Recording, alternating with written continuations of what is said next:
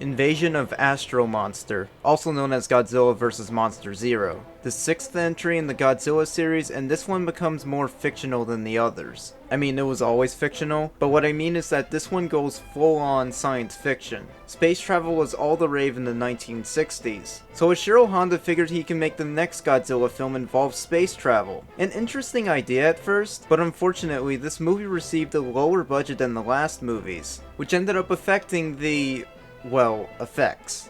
Honda was quite disappointed in this since even Godzilla fans at the time complained that the effects didn't look as good, which was probably discouraging to him since this would be the last Godzilla movie he'd direct for a while. Not only was this Honda's stopping point, this would also be the last film to have famed effects director E.G. Tsuburaya do the effects for a Godzilla movie, while he'd stay as a supervisor for later movies up until his death in 1970. Plus, Akira Ifukube made this his last Godzilla movie he'd composed for a while too.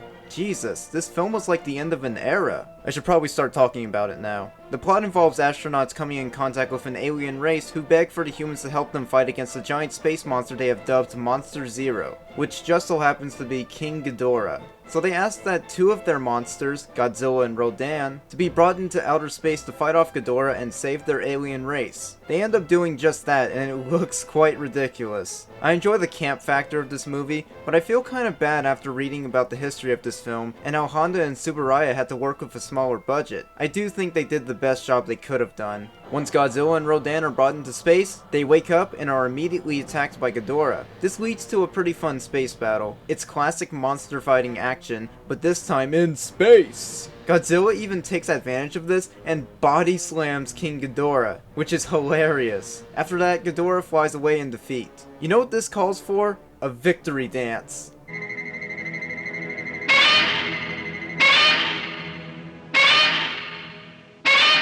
I love that gif. Godzilla and Rodan are returned to Earth, but a twist ends up occurring. It turns out King Ghidorah was under the control of the aliens all along, and they eventually take control of Godzilla and Rodan too, so they set the three monsters loose to try and take over the planet. However, through some scientific way, the humans are able to break the monsters out of the aliens' control, and all three monsters end up in one final battle before Ghidorah flies off to space. Again.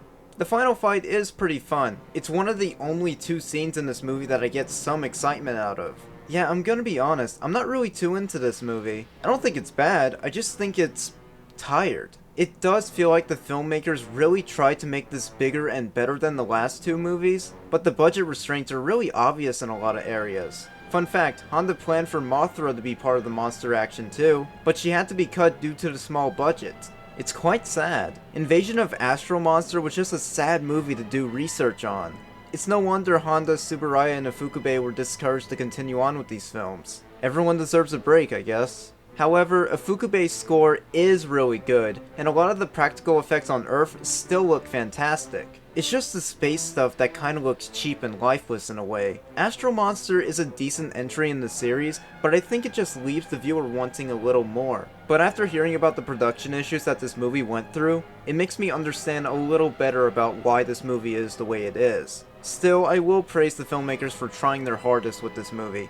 It wasn't great, but they still made a solid movie. The human story isn't too engaging, though what is interesting is that there's one American actor in the cast this time, Nick Adams. What's also interesting is that in the English dub, he's the only character who isn't getting dubbed over. But his voice is dubbed over in the Japanese cut, and you can really tell by how his mouth movements don't match up to his words at all. So yeah, that's a little strange. Apart from that, the two main monster fights are entertaining, so this movie does have a few good things to offer. I'd recommend it, but just take note that the budget got shortened, and it really wasn't the filmmaker's decision. Next time, Honda, Tsuburaya, and Ifukube are out, so we're having a set of newbies work on the next movie. At least Tomiyoko Tanaka is still producing these movies. Bless this man.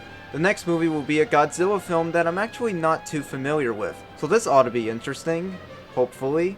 Until then, thank you for watching my review, and I'll see you guys later.